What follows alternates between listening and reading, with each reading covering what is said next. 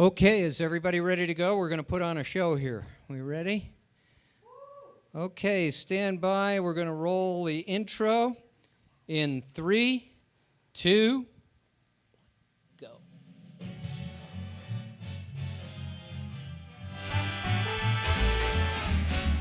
Almost live from Kalamazoo, Michigan, it's the Recovery Tonight Show with your host, Angela Anderson.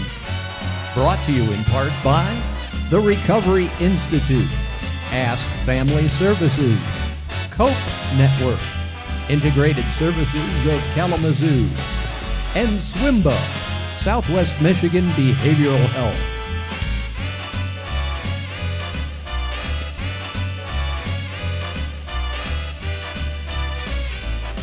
And now, please welcome your host, Angela Anderson.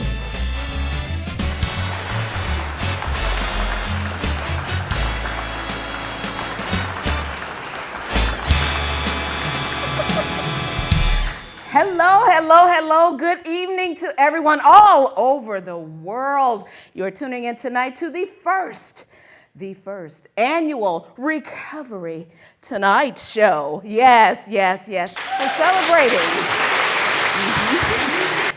We are celebrating the National Recovery Month. And just to show you what I mean by that, celebrating National Recovery, I'm wearing heels. Yeah, haven't done that in I don't know how long. I'm used to wearing gym shoes or slippers or flip-flops or sandals, but here we are. So, want to give you a little historical context to our Recovery Month, okay? 6 years ago, and over the past 6 years, we used to celebrate recovery downtown Kalamazoo, right here in downtown Kalamazoo, called the Recovery Fair. Now, let's play on that word a moment. The Recovery Fair right now is unfair. Why? Because I'm here in a studio. Shh, don't tell anybody. In a studio, not out there. It is totally unfair, and it's totally unfair. Again, I'm wearing heels, and my feet are starting to hurt, okay? Then I'm wearing a full suit. Who does that nowadays in the time of COVID, right? Oh my gosh. But anyway, in our Recovery Fair, I'm gonna use a note or two. There's games, there was performers, there was informational booths, there was food and prizes, and definitely things to give away all the time throughout, along with those prizes. You have prizes and you have giveaways, and we all love that, right? And they were free. That's a price anybody can pay, right? Anyway, with that, we had individuals from all sorts or all walks of life.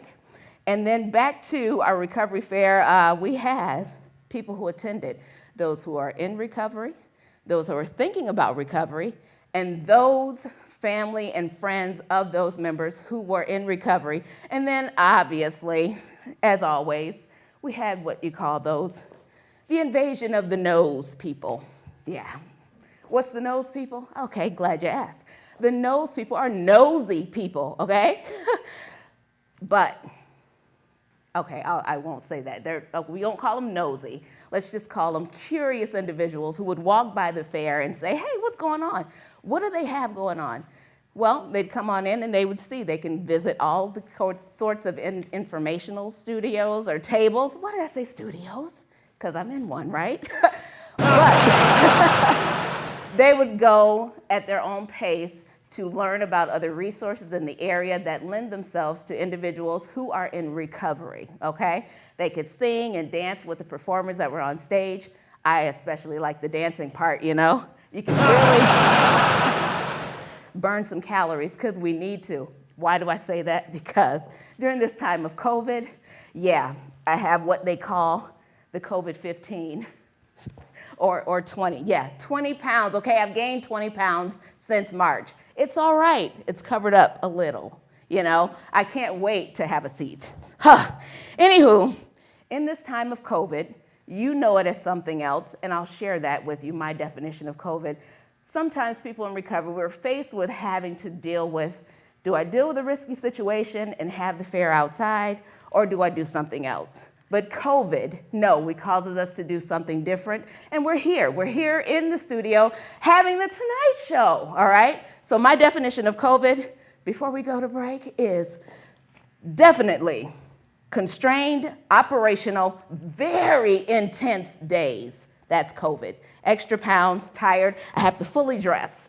And now, without further ado, a bunch of us got together, deliberated, and said we'd have a Tonight Show to celebrate the National Recovery Month. So, before you go away and get some coffee, tea, whatever your beverage of choice is, make sure you get that, come back, because we will be rolling into the first Recovery Tonight Show after these commercial breaks. My name's Mark. I'm an alcoholic. Dorothy T., and I am an alcoholic. For so long, alcohol has sort of been there for me to sort of see me through social situations. Drinking was more important than anything else. My journey in AA started years ago when I reached the outside limits of my desperation. I really wanted to quit drinking. I just couldn't stop on my own. And you know, I remember when I woke up on the day that I got sober. Thank you. I felt something inside of me tell me that I could go to AA. These people, you know, just gathered around me. That was the fellowship in action in my life. The moral of my story today is that AA has never let me down, ever. If I carry any sort of message with my story, it's that, you know, keep coming back and that this thing does work. If you have a problem with alcohol, contact AA. It works.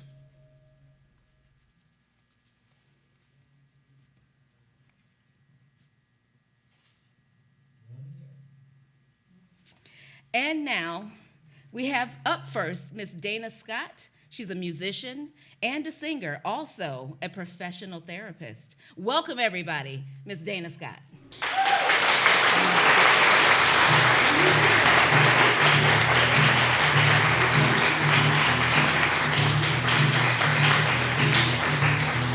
Well, that's alright, Mama. Well, that's alright, you.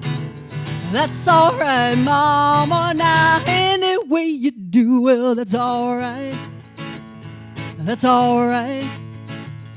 That's alright now, Mama. Any way you do. Well, Mama, she done told me, and Papa told me too. Girl, that gal you're fooling with, she ain't no good for you, but that's alright. That's alright. That's alright now, Mama. Any way you do.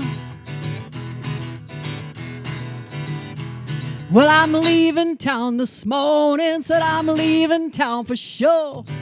I'm leaving town this morning and I won't be back no more, but that's alright. That's alright. That's alright now, Mama. Any way you do. That's alright now, Mama. Any way you do.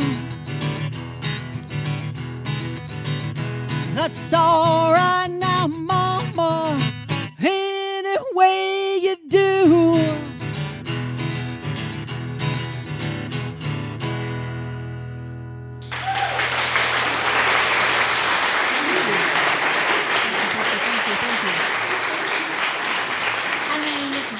I'm here today from the YWCA Kalamazoo. At the YWCA, our mission statement is eliminating racism and empowering women, and we try to keep these principles at the heart of everything we do. Primarily, we offer services for survivors of sexual assault, domestic violence, and human trafficking, as well as other services for our community members, children, and families. What's really great to know about us is that nearly all of our services are completely free of charge and confidential because we recognize that money can be a huge barrier to getting help. We have legal services, counseling services, sexual assault nurse exams, and shelter, which are all free of charge for survivors of sexual assault, domestic violence, and human trafficking. We also have a children's center and programs that go out into the community and help new and expecting parents learn how to take care of their children. If any of these things are of interest to you, please visit our website at YWCAKalamazoo.org or give us a call at 269-345-5595. All right, wonderful, Dana. Why don't you come on over and join me?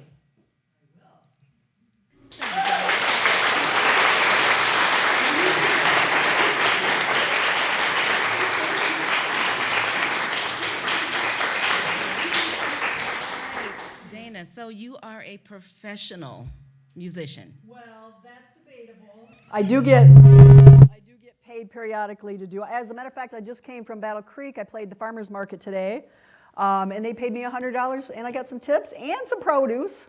So, yeah. Well, that's always a pleasure. It is, yes. So, Dana, I understand you are a person in long-term recovery. Talk about that a little I bit. am. I will celebrate 10 consecutive years of really wonderful, wonderful sobriety. And I can say recovery, and I can say recovered from a hopeless state of mind and body. I will always have the disease of addiction. It's chronic progressive. However, right now, working a great program, doing the steps, staying with my people. I can say today I'm recovered from a hopeless state of mind and body and working daily to have the daily reprieve. Awesome, awesome. That's always good to hear. A lot of people have vices to help them through some things, right? So how has your music career compared to that, or how has it helped you? Yeah, I got to say, when I first, because I did the whole rock and roll thing, like, sex, drugs, rock and roll, not necessarily in that order. And I didn't think, I thought, well, if I get sober, I won't be able to play music out in the bars or whatever. Because I know, for me, I associated it with sex, drugs, rock and roll. Again, not in that order. The thing that happened, the best thing that happened is once I got in recovery and I started really, doing my thing, working the steps, getting a sponsor, all that kind of stuff. My music got better. I knew where my car was the next day. I knew where my guitar was the next day. And I knew where I was usually the next day. And that was something that hadn't happened previously. So I think I'm much more responsible, and I think I'm a lot better now as a musician. So, yeah. Awesome. You know what, Dana? Every show host has a sidekick. Yeah. So how's about you become my sidekick? Oh, I would be honored. You would? I would, Angel. Well, Thank come you. on over. Okay, right now? Let's switch it right now. Okay. Yes.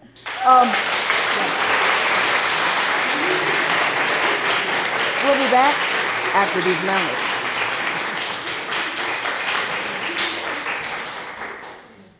Hi, my name is Meg, and I'm here today from the YWCA Kalamazoo.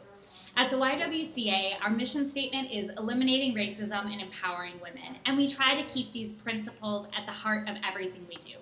Primarily, we offer services for survivors of sexual assault, domestic violence, and human trafficking, as well as other services for our community members, children, and families. What's really great to know about us is that nearly all of our services are completely free of charge and confidential because we recognize that money can be a huge barrier to getting help. We have legal services, counseling services, sexual assault nurse exams, and shelter, which are all free of charge for survivors of sexual assault, domestic violence, and human trafficking. We also have a children's center and programs that go out into the community and help new and expecting parents learn how to take care of their children. If any of these things are of interest to you, please visit our website at YWCAKalamazoo.org or give us a call at 269-345-5595. As we continue to respond to COVID-19 in our communities, Ascension, Michigan is with you in this, and we are doing what matters to keep you safe in our care. At our hospitals and sites of care across the state, Ascension, Michigan has additional safeguards in place. We are limiting visitors, ensuring proper social distancing in our waiting rooms, offering more online visits, and performing rigorous procedures to clean and disinfect. Our care teams are delivering babies and performing surgery. Now more than ever, it's important not to delay your health care. Schedule your appointments. Make sure children are getting their vaccinations. And if you have an emergency, don't wait. Go straight to your closest Ascension ER. Thank you for continuing to protect yourself and our community by washing your hands, wearing a face covering and social distancing. Our doctors, nurses, and staff are ready for you when you need us. This is what we do best. All right, and we're back. You are tuned into the Recovery Tonight show. And up first, we have Miss Kimberly Whitaker.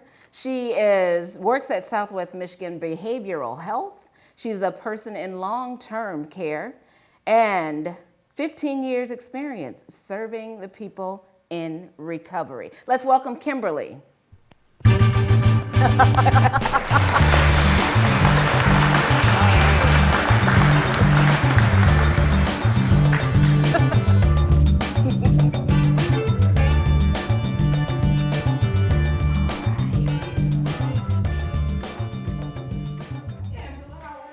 I am doing well. How are you doing? Pretty good, thank you. Thank you so much. For having me on the show. I So appreciate excited. it. And this time we are excited to have you on the show. Thank you for cutting time out of your busy day, all right, to do that. So what is your role at your facility? Well, I work in a call center, and what happens is people call in, whether it's urgent, emergent, or just for a screening, and we have certified licensed social workers that are available to assist those members. And I work in a customer service department, and a lot of times those frontline workers, they're trying to get people help. And they are listening to stories, and calls can get backed up. Indeed. And so I am a recovery coach, certified peer support specialist and recovery coach, and I am available to assist that center when no one else is available. And so I will talk with them and hold on the line with them and encourage them so they can get to a therapist that can help them in their crisis situation. All right. So Southwest Michigan Behavioral Health, we call it SWMBH, Yes. right? So how do you use, again, I know you touched on it, your personal experience to assist clients through? Well, I provide hope. I hold the hope when they're struggling to find hope for themselves. I encourage them, their family members, you know, sometimes the family is calling in on the telephone, and they are at a loss of what to do. And so I understand some of that struggle just because I come from a family that had substance abuse issues. Yeah. I think it's important too, Kim. Kim and I, we go way back too. We do. Okay. And I think it's so to have someone that's relatable. So when you talk to these folks, you've been there, done that, and so they kind of immediately trust you. You know? Sometimes they do. Yeah. And I have to find that opening though, you know, a lot of times. So just to put a name with a face, so what I do is I follow up with individuals after they leave treatment. And that is to make sure that they have their aftercare needs met, they're following through on it, and just to support them after they get out of treatment. So important. Yes, it is. All right. So Kimberly, we understand that there's another individual you work with at SWMBH, right? Yes. So we're going to bring him out.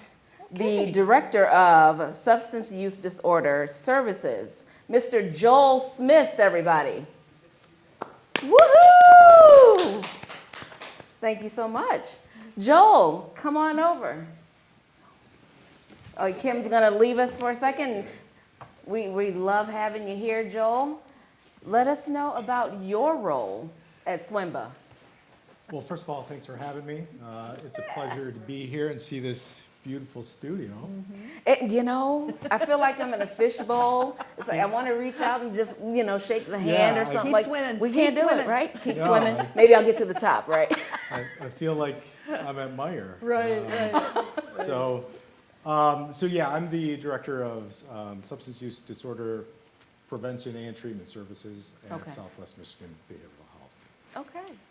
And so Southwest Michigan Behavioral Health, we are what the state defines as a prepaid inpatient health plan, which is a lot of words that sometimes it's really hard to describe to people what we do. So what we do at Southwest Michigan Behavioral Health is we cover 8 counties. here in Southwest Michigan, and we are responsible for providing treatment support and services to individuals who either have Medicaid or don't have any insurance at all. So really, in some ways, we are kind of a safety net for our communities here in the 8 counties that we serve. So we are charged with providing services to individuals with severe and persistent mental illness, individuals with intellectual and developmental delays, individuals with substance use disorders, and then youth and children with serious emotional disorders as well. Awesome. Well, thank you so much. Now, Dana, do you and Joel go way back? We don't yet, but you know, the day is young. The day is young. We're just starting. Just starting, all right. All right, well, thank you so much, Joel, for visiting, and I want to thank once again Ms. Kimberly Earler for stopping by and telling us about SWMBH. Yep. And guess what? We got to go away and pay some bills, but we'll be back on the other side of the break, right? All right. Right back at you. Ask Family Services is for family and youth that feel alone, that they have no one that understands what they're going through. Okay. Our mission is to empower families and youth who experience developmental or mental health challenges to use their voice to reduce stigma and achieve their potential to successfully participate in their community. I would describe Ask as a great family organization. We work well with our partners in the community, and we always try to provide non-judgmental peer-to-peer support for the families and the youth. I coach my staff daily on how to be a good employee and how to be a good community member and how to be a good peer and how to use their voice, because all of our staff have to have lived experience. So my son has a severe form of autism. He started services when he was about 2. He is 17 right now. I raised my son by myself, and I didn't have a lot of family support. So there were many days that I wasn't sure that I was going to make it through that day. She's currently 9 years old, Miss Chloe, and she has a intellectual disability. I've had different abuse that's taken place in my life. I've suffered through homelessness. I've definitely run kind of the gamut of experiences, and really all I can do is just, again, say that I've gone through what you are going through. The staff and the clients are basically on the same level, and I think that level of equality really just makes it so that there's a lot of buy-in, a lot of trust. The best part of my day is when I walk out and I see a youth on the computer, or a youth sitting at the couch, or a family just having coffee, or another community partners having their own meeting in our space. It just makes me feel like, wow, people really like to be here. They feel really welcome, and I think the biggest thing is for the youth is that they feel really safe. I feel like we're all very lucky to live the lives that we live, and at the end of the day, that's really all that I can give to someone is just a little bit of appreciation for the struggle that they're going through, and the fact that it's not forever and that they have the ability to overcome any difficulty that arises.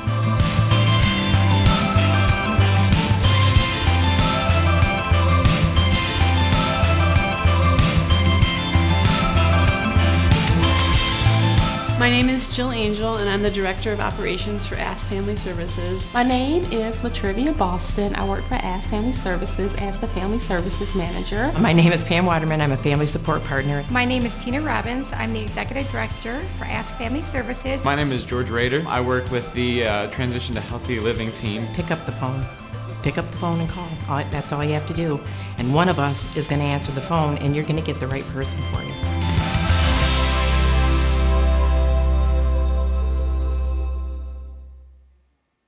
And now we are back. Thank you so much for sticking and staying with us, for tuning in to Recovery Tonight Show. That is where we are, right, Dana? All right. Up next, we have Miss Courtney Afton. She is a registered dietitian, and she works at Integrated Services of Kalamazoo. Okay, she brought some food. ISK. Yeah, it smells good in here too, right? ISK Nutrition Program focuses on prevention and management of chronic diseases, food, and medicine. Let's welcome Miss Courtney Afton. How you doing?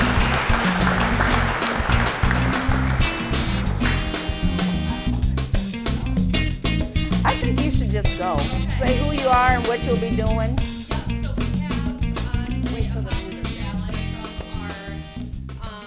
Culinary Journey Cookbook. So I chose this because it's really simple, it's really affordable, and it's really healthy. So you said we'll be doing a pasta salad? A pasta salad, okay. yes. Okay. So when you're at the store, you want to focus on, there's only 5 ingredients and then a couple of spices. So what I got at the store was I got just regular elbow macaroni noodles. Typically, I'd recommend getting like a whole wheat or a whole grain. However, with this particular recipe, just the plain white noodles taste significantly better because they're softer. Next, frozen peas. You're not going to want to use canned peas because they get really mushy and soft, and these hold their texture significantly better. Now, pasta salad usually uses an Italian dressing that is high in fat and sugar, as well as sometimes like a mayo-based dressing. Here, we're swapping out for Greek yogurt. This is Chobani brand. It doesn't really matter. However, this is going to be significantly lower in fat and higher in protein, which will keep you significantly fuller throughout the day. And then our veggies that we have green onion. So our recipe only calls for 1. If you like more, feel free to go ahead. And a half cup of cucumber, which comes out to be about half a cucumber at the store. So I'm going to move these aside. And then, so our spices, we have salt and pepper, and then we also have garlic powder. If you like a little bit of tang or kind of like a ranch dressing taste. So the most important thing when you're making this is your knife skills. So if you're carrying a knife, you're going to want to hold it down. A lot of people hold their knife here. You want to hold it like this. It gives you more control so you don't cut your finger and go to the hospital like I do quite frequently. So when you're cutting, you want to make sure that you have like a rocking chair motion. Using a bigger knife is going to be more helpful. And then when you're cutting something, you're going to want to make sure you find the flat side.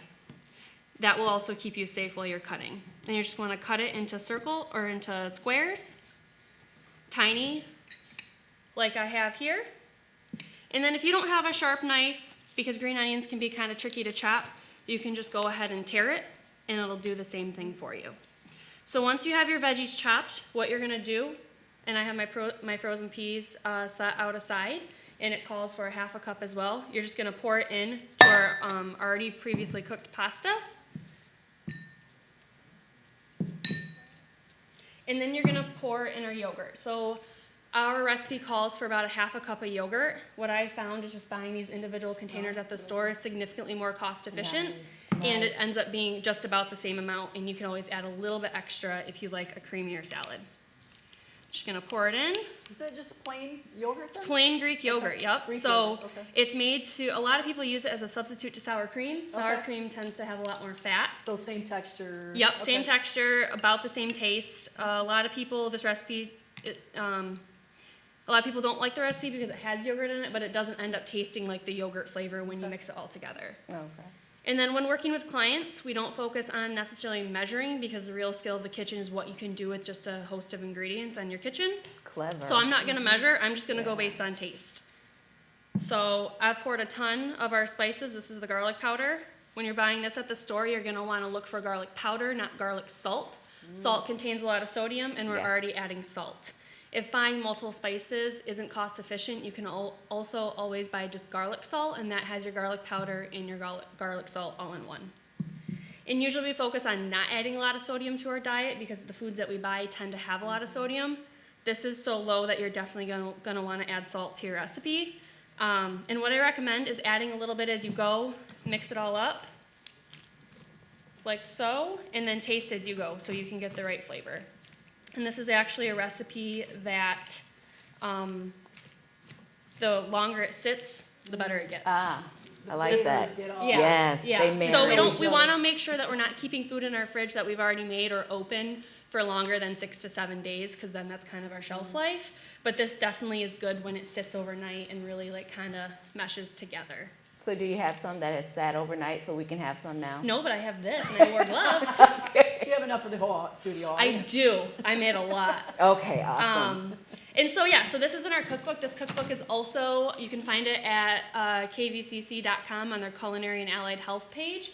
It's free. The online version you can download or print, and we also have a brand new one coming out today that we built during lockdown. That's fantastic. So thank you for having me. Let everybody know who you are again. I'm Courtney Afton. I'm the registered dietitian with Integrated Services at Kalamazoo, and I hope you try this out. It's really tasty. We will. We'll be back after the break.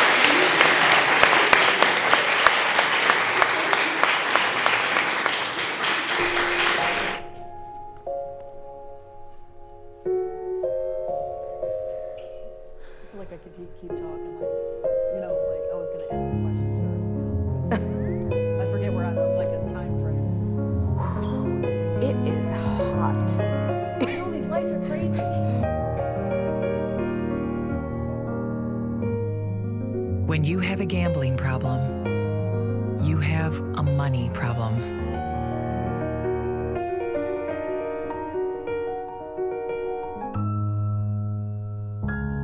Win your life back.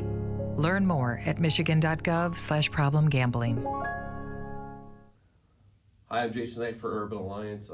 Excited to talk about some of the opportunities and collaborations we have going on right now. With our collaboration through Blend, we'll be offering an intensive outpatient, which will start September 28th, and it'll last for 6 weeks, and that'll be twice a week. We're also offering CBT skills, yoga classes and goals, and stress management. We'll be hosting open recovery groups on, I believe, Fridays from noon to 1. So we're pretty excited about that, and what's great about it, it's free. Some other things we got going on in Urban Alliance, we still do have momentum, but we're also engaging the communities a little bit harder through the neighborhoods and meeting people where that, either in the encampments, just out in the community as well. So that's what we got going on in Urban Alliance. Thank you.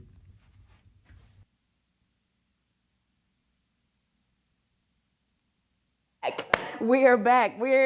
Sometimes we have to do a little bit of exercise and spinning and all of that stuff to kind of bring ourselves back to center. And so here to help us do that, we have Miss Julie Dieterman. She is a yoga instructor and owner of Om Yoga Kalamazoo. She began teaching in 2014. Welcome, Miss Julie.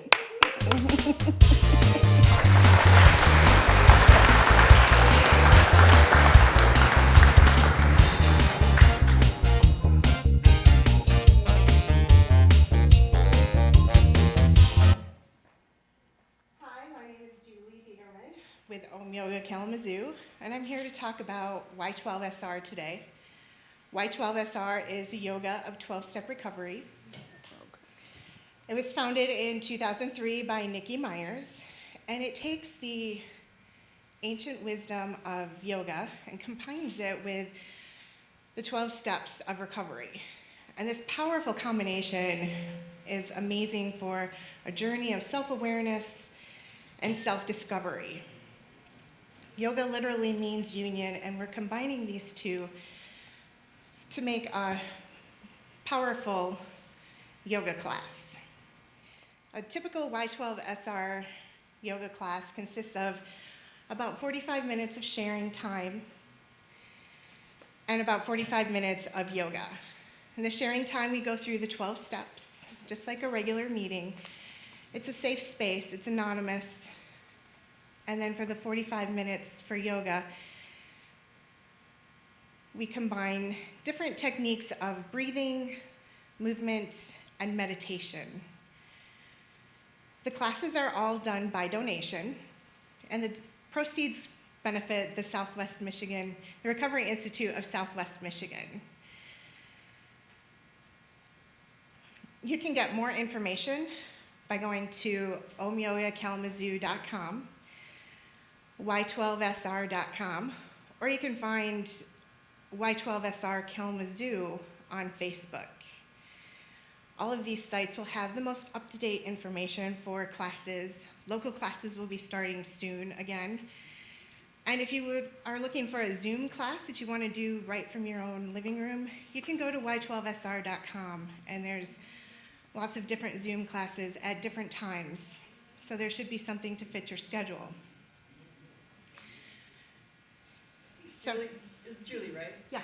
So, one of the things that I just thought of is that we had the cooking and the food, and now the yoga. And one of the things that recovery is that it's the holistic approach. It's not just putting down the substance, right? It's about learning how to eat better, how to move our body, how to breathe, especially. A lot of us, struggle with anxiety, and so learning to breathe is just so important to help us on our journey and to continue to have our sustainable recovery. Yes, it's connecting the body, the mind, and the spirit to help make you strong and balanced for dealing with addiction and recovery. Yeah. Wow.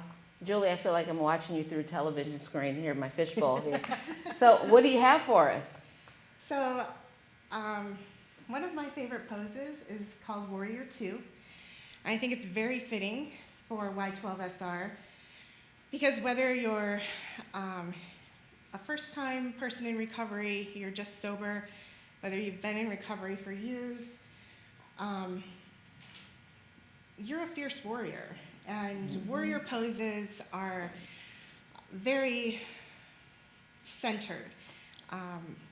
They bring about balance, they bring about strength, which is everything that you need for recovery.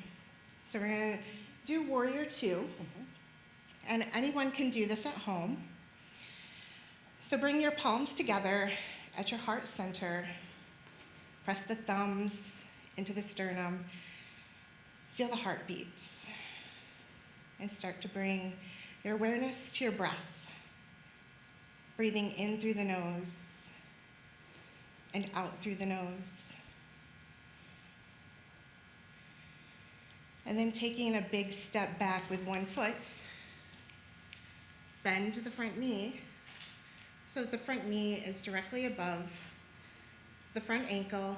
The back toes can be pointed to the side or to the front. And then we open up the arms, turning to one side, bringing the gaze over the front fingertips, and sitting a little bit lower. Just remembering it doesn't matter how you look in the pose, it just matters how you feel. I feel fierce. I feel like a warrior You right should now. feel fierce. And then bring the hands back to your heart. Turn towards the front and step the back foot forward. And then you can repeat that on the other side. Thank you. Namaste. All right, Thanks, Julie. Julie. Thank you so much. I appreciate you coming by, and we'll practice those things. Up next. I have the pants on for it. Yes, you are quite comfortable. I think I'm jealous. No, I know I'm jealous. All right, we have to go away for a commercial, but we'll be back on the other side.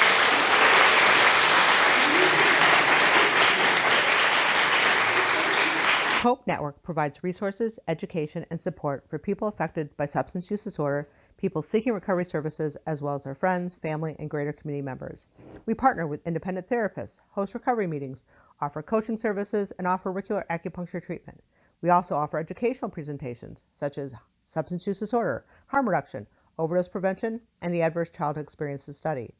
COPE is a leader in overdose prevention education and free naloxone services in Southwest Michigan, thanks to the support of Southwest Michigan Behavioral Health.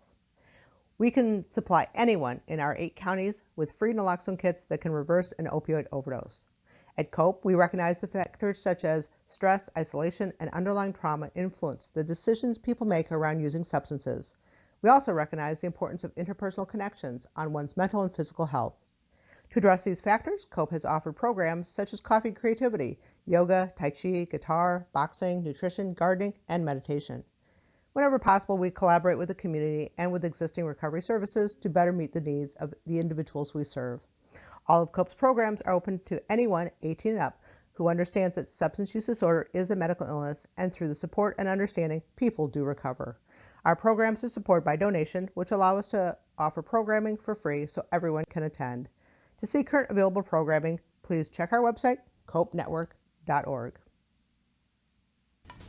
Isa, sin celulares en la mesa, por favor. Ya va, papi. Ay, qué bueno. Una amiga tendrá una fiesta ese fin de semana. ¿Ah, sí? ¿Quién? Jamie. ¿La del fútbol? Sí, papi. ¿Y sus padres estarán ahí? Claro que sí, mami. Y dime, ¿no crees tú que van a beber alcohol ahí, correcto?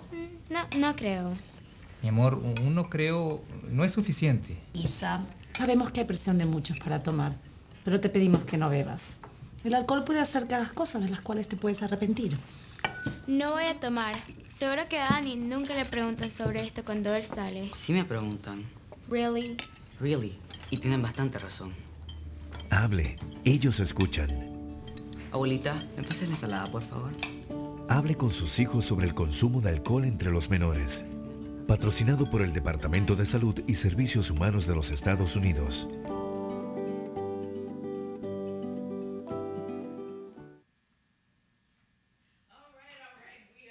Recovery Tonight show is where you are right now. Isn't that great, Nancy? It's wonderful. Nancy. Ha, that's who's coming up next, Dana.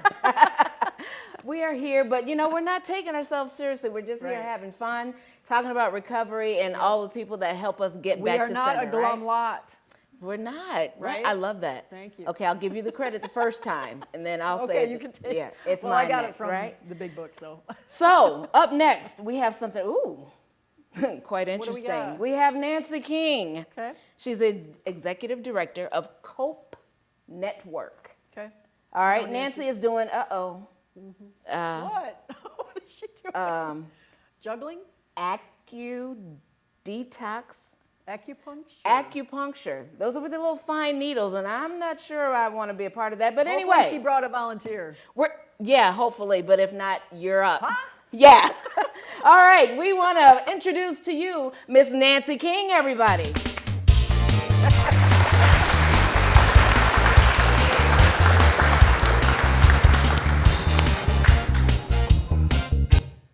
How you doing? Hey, Hi, Nancy. So yes, I'm doing detox acupuncture, but I would really like a volunteer.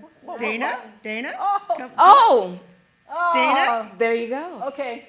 Would you lend me your ear? I will. All right. Yes, for you, Nancy. All right. Only thank for you. And if you want to just turn sideways, This so that we way? can show, I'm going to move your hair for you. So Oh, sure, yeah. of What we're course. going to do is we're going to talk a little bit about detox acupuncture, which is 5 points in the ear. This was originally came around in the 1970s specifically to deal with addictions. It was through the Bronx Recovery Center that they wanted to be able to look at alternatives to methadone. And so they studied and had learned about acupuncture as a way for detox as well as for reducing the effects that somebody's going through. Really? Yeah, it's amazing. So what I want to do is I just want to kind of point out some different areas that we do the 5 points. So the You're not going to stick anything, well, right? I did bring Where's my needles, but blindfold? yeah. So it's a very small needle that is Glad I'm in a usually box. Go ahead. a lot of times I get people say, well, does it hurt? Well, I know, I'm very delicate, but I trust you, Nancy. Exactly. So we're not going to do actual needles today, but I do want to snap. be able to point out the areas that we'd be doing for detox. Okay. So the first one is the sympathetic, and this is the nervous system. So what this does is it regulates the epinephrine and norepinephrine in our bodies and helps for relaxation. We have Shenmen. Shenmen is your spirit gate. This reduces tension as well as pain. It also is a calming place in the ear, and it also helps for self-reflection and self-acceptance and acceptance of others. Okay. Then we have the kidney. The kidney is a hormonal function. And so what this can also help is to how we are looking to overcoming addictions. And that also means it helps to reduce cravings even, which is really a really positive thing when somebody's going through different their recovery process. But cravings for anything. This doesn't have to be about substances. We have the liver point. The liver point is a detoxifier. And this also helps for reducing frustration, which is really important if somebody's going through, that whole detoxifying effect of their bodies. And it's a really positive place, in terms of how the body is responding. The last place is the lung. Now, the lung is about letting go. So this is the area of letting go of stress, as well as letting go of pain, emotions, and also grief. So typically we'd put the 5 points in the ear and they would sit for about 45 minutes, sitting back, relaxing, and then we take them out, and after we take them out, we replace them with very tiny magnets about the size of grapeseed, and that helps to continue to draw the energies through the meridians. Wow. So those are the 5 points, and this is great for anybody. It doesn't have to be about somebody who's looking at addiction. It can be, helping with insomnia, stress, relaxation, all sorts of fun things that we typically deal with in our daily lives. So do they always do the 5 points together, or could I double down on like the self-acceptance and the acceptance of others? Well, what's nice about it, they all kind of work intermeshed, which is really nice. So those are the basic 5 points that we use. It's been a day, I'm just saying. Well, see me afterwards, okay? I'll be doing the whole crew afterward. This is all over. So. Well, what do you think, Angela? Are you sold? I'm a believer. Somewhat. Okay. The needle hasn't come out, so hey, let's come on over, Nancy. Let's talk to you a little bit.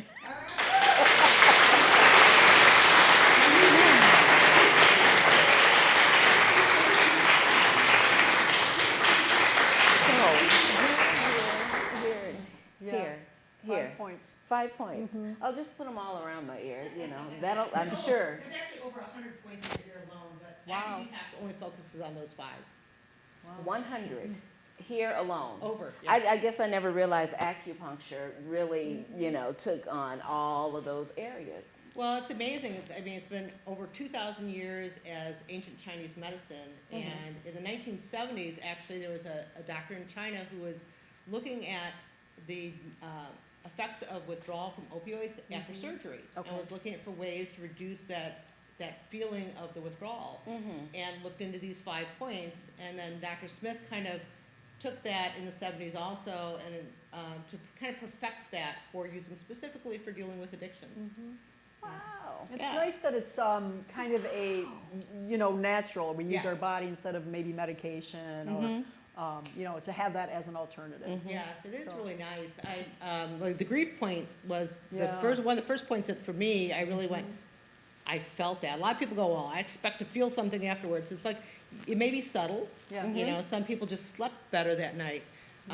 For me, when I had it done and I was now I'm realizing kind of some of the sadness and grief I was going through, that lung point, and I literally felt this whoosh run through my body, and I cried for about 30 seconds. So I always warn people when I do the lung, you might cry, that's okay, that's normal. Yeah. But it is a really kind of a nice way to be able to kind of undo some of those things that we don't even realize that we're holding in ourselves. Yes. Wow. Crying. Yes, crying. I'd probably do it for an hour. Is that normal? I have. I usually tuck a It's little normal for Kleenex you, with you. Angela. For me. Okay, great, thanks. What was that first point? The first point was the sympathetic. And that's Yeah. about, so you're reducing your epinephrine and norepinephrine, and so you can relax. All right, Nancy, you're known by a lot of people in this area and beyond, I'm sure, and you have a lot of nicknames. Okay, one of them being the Narcon Lady.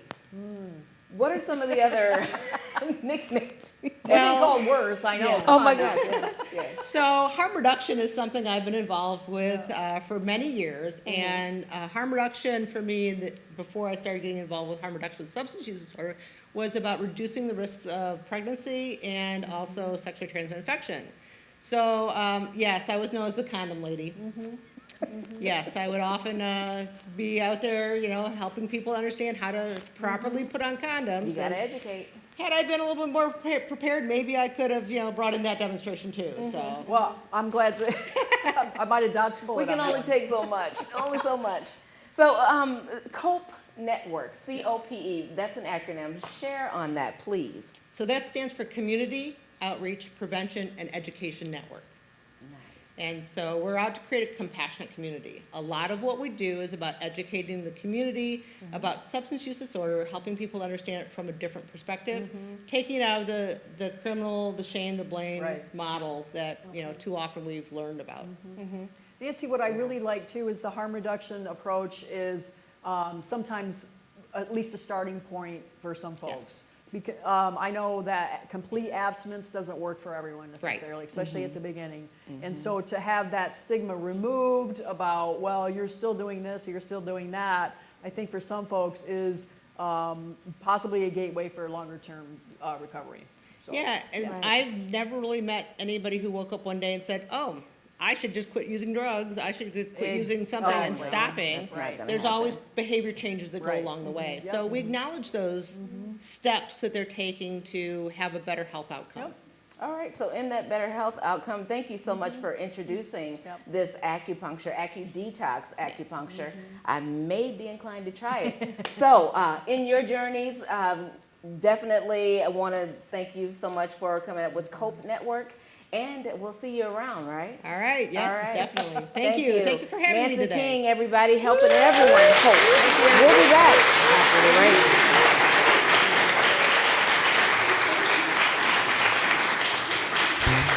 At Gilmore Community Healing Center, adults battling addiction can receive services in a positive, nurturing recovery environment. We provide 24-hour medical monitoring and nursing care to assist with withdrawal during detoxification, and residential treatment including individual and group therapy. Elizabeth Upjohn Community Healing Center offers intensive outpatient programs, individualized treatment planning, and one-on-one therapy for people struggling with addiction, trauma, and mental health issues.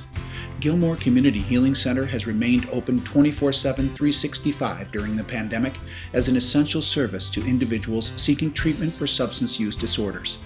Call 269-382-9820 or go to communityhealingcenter.org to learn more. I can do this. We believe in you. Each day brings hope. Every day, millions of people celebrate their recovery from addiction and mental illness while others begin their journey. Be a part of it. Tell your story. Join the Voices for Recovery.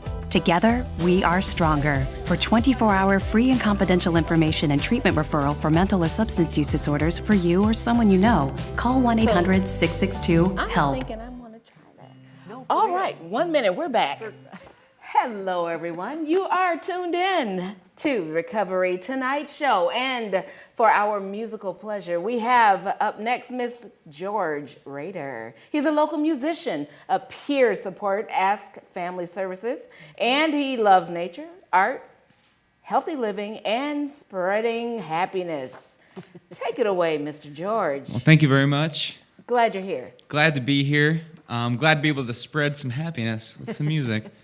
So this song I'm going to play is a classic cover that emphasizes really what all people need to do and emphasizes on if you need someone, just look for someone. So with that, Stand By Me. Or, yeah.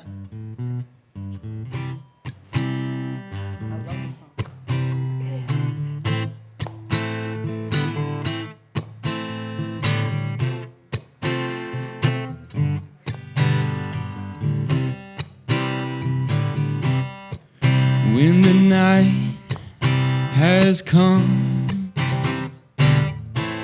the land is dark, and the moon is the only light we'll see.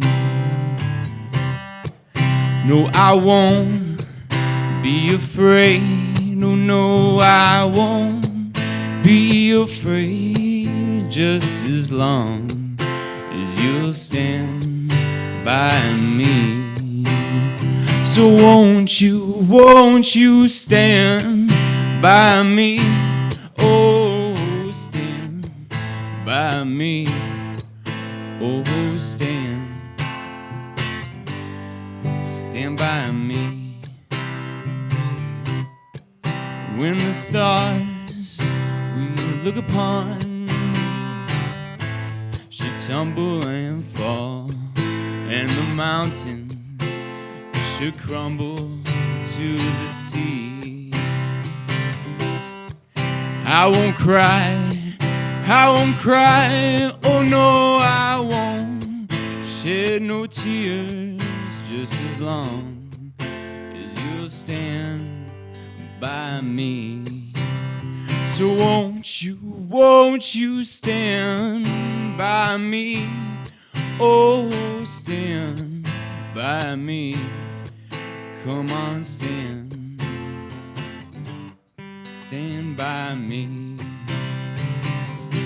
Stand by me. Oh, won't you stand by me? Oh, stand by me. Thank you very much. Stand by me, I'll stand by you. Have a good day, everybody. Back in a moment. Good job, George. That's one of my favorite covers. We all make choices. When it comes to alcohol, kids make choices whether to drink or not. Remember, I'm going to Alex's party tonight and sleeping over. Have fun. Hey, have a seat for a second. Remind me about that party again? And adults make choices whether to talk about it. That's true of parents and every other trusted adult in a kid's life. Kids want to know our expectations when it comes to alcohol and other drugs. They want guidance and honest answers to their questions. And it makes a difference when the message is consistent and part of everyday conversations. So talk with your kids and help lead them on a positive path. Because when you talk, They hear you. For more information about talking with your kids about underage use of alcohol and other drugs, visit underagedrinking.samhsa.gov.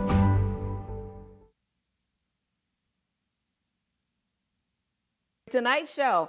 And as always, we always have to take a pause and thank our sponsors. So I want to do that. It wouldn't be possible without them.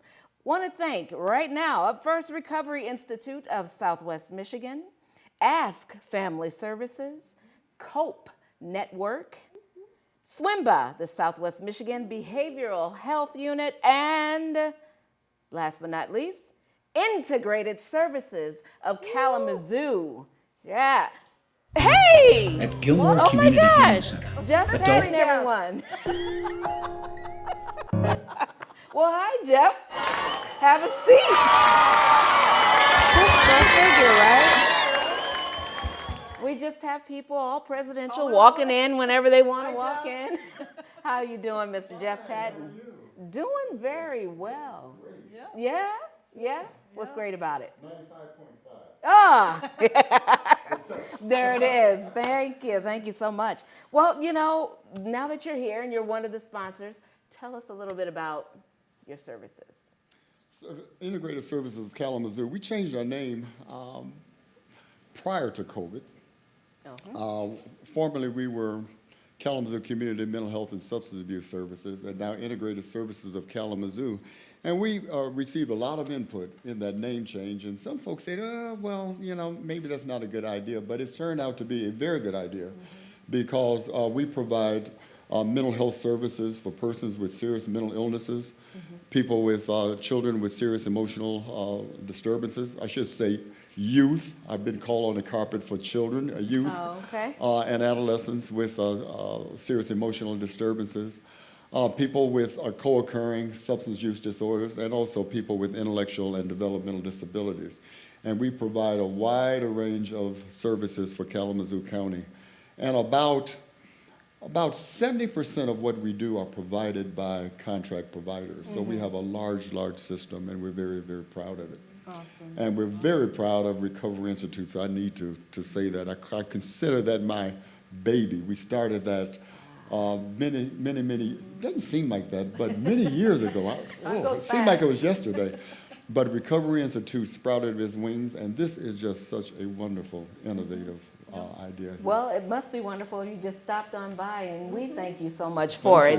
You're a nice, strong pillar in this community. Thanks for all you do, yes. Yes. Thank you for what Jeff, one more thing before you leave us. I wanted to, I'm glad you lifted up the disabilities. A lot of people see disabilities as physical, what we can see with the eye, but kind of speak a little bit to the services you provide for the invisible or unseen disabilities. The unseen disabilities, let me just say this, there's a nationwide statistic percentage, about 90% of people with a mental health condition or problem, not necessarily serious mental illness, will not identify or seek services. And that's the invisible. Those are the invisible folks that we really need to reach out to and make sure that services are provided and that we're removing the stigma of mental illness. And that's the biggest problem, getting people into services, whether they have a mental illness or co-occurring substance use disorder or just straight out substance use.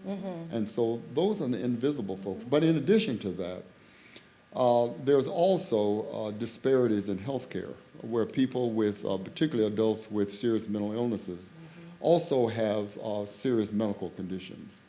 And very often when they're presenting, whether it's an emergency department or they're talking to their primary care physician or practitioner, the mental health side, the stigma of mental illness may not reveal the underlying physical health problems. So our Integrated Services of Kalamazoo, we want to integrate physical health with mental health services.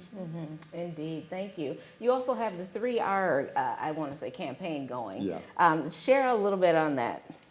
Refocus, reconnect, and recover. I might have it the other way around, but that came to us, an idea. We were very, very fortunate to have SAMHSA consultants. We have actually 2 retirees from SAMHSA. SAMHSA is the Federal Substance Abuse Mental Health Services Administration, part of the Federal Health and Human Services. And they approached us, and we connected with them to develop this recovery program that's more related to disasters. And there's different phases of disasters. So the COVID-19 pandemic, when that really came to us and we were under the governor's executive orders, we wanted, in the Integrated Services of Kalamazoo, we wanted to do something much more than just provide services to people that are, quote, eligible for our services. And so what we did, we unveiled an initiative for the whole county and teamed up with Griffin Place, so that people that are, particularly the first line people or the front line people that probably will not seek out services, that we will be available for them as well. All right. Well, thank you so much, Mr. Jeff Patton, everybody. We do have to go and take a break. Another break. Another break, but we'll be back after these moments. Thank you so much. We appreciate you. Thanks, Jeff.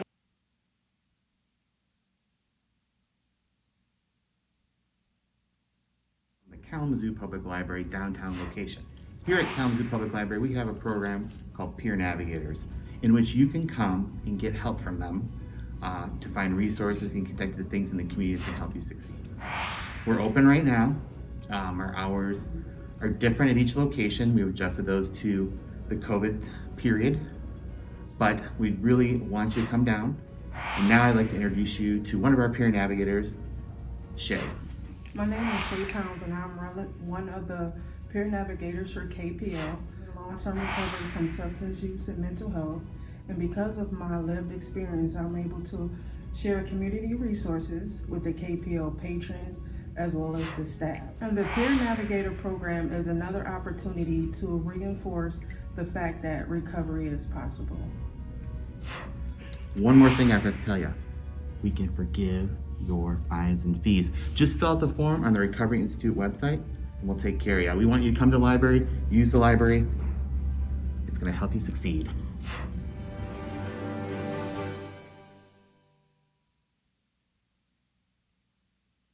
Back, give yourselves a hand for sticking and staying so long.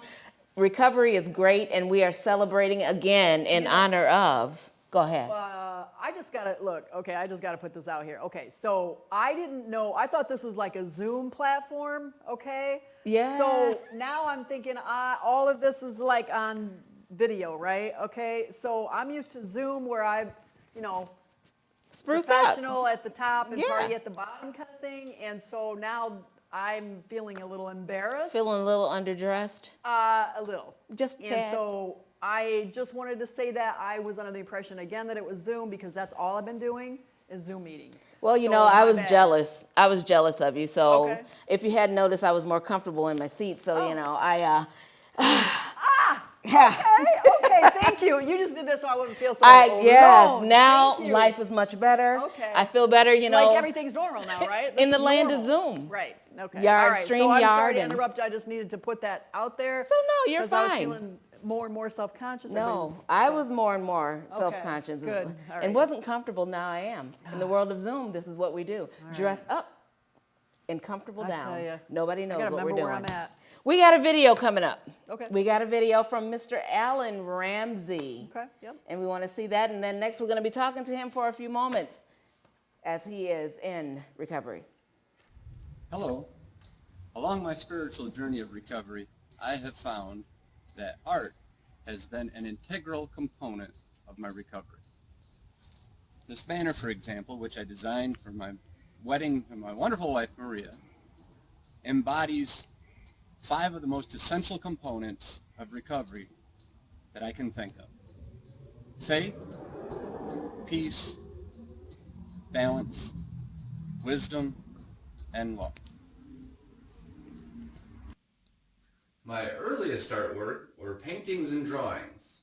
This here was one I did in high school.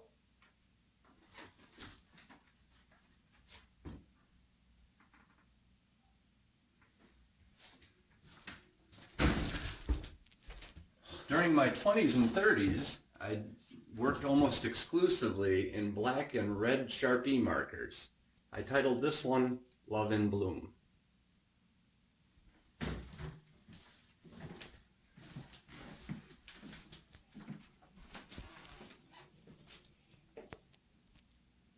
This one is a pseudo self-portrait, which was actually an assignment from undergrad while I was attending KVCC.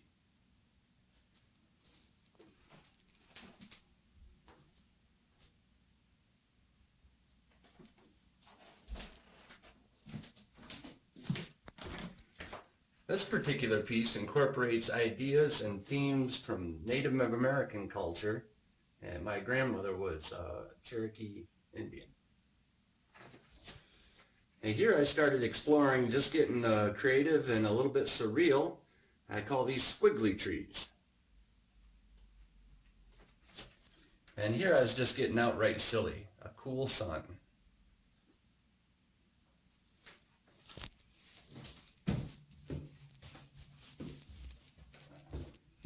And this one I call I Do. It's one I drew when I proposed to my wife.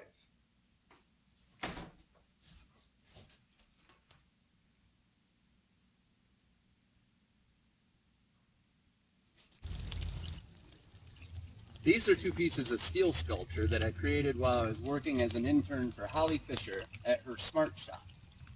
I call it dangerous art because you have to be a little careful around it. It's got a few sharp edges.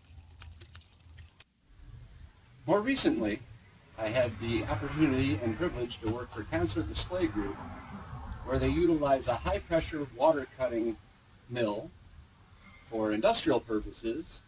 And I designed these pieces that they then cut for me, and they are cut from an old piece of hickory from my yard.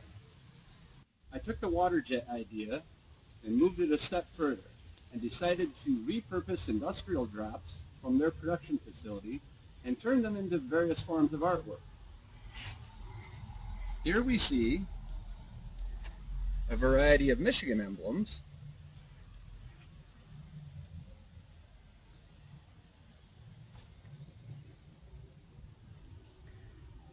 The Hindi Namaste, and a variety of formats of the Ankh. All pieces that would have been recycled, now utilized for artwork.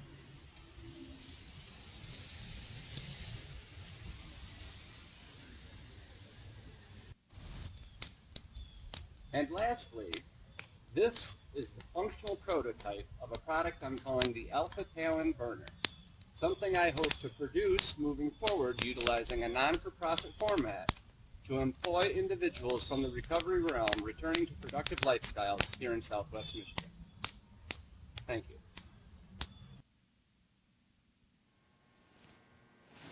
Oh, sorry. Sorry.